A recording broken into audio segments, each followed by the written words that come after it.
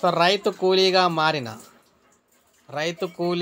మారిన మెదక్ జిల్లా కలెక్టర్ మీరు ఇక్కడ చూసుకున్నట్లయితే మెదక్ కలెక్టర్ రాహుల్ రాజ్ మరోసారి తన ప్రత్యేకతను చాటుకున్నారు.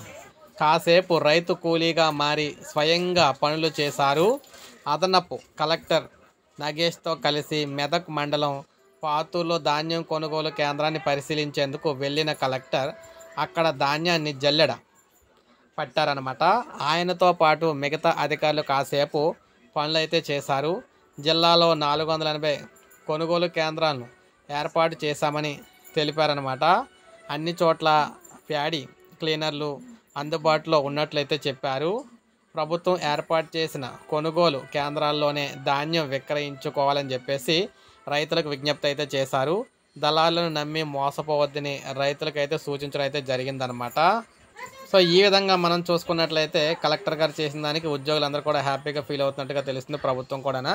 సో ఇది మనకు అప్డేట్. ఒక లైక్ చేయండి, సబ్స్క్రైబ్ చేసుకోండి, మన ఛానల్ సబ్స్క్రైబ్ చేసుకోండి.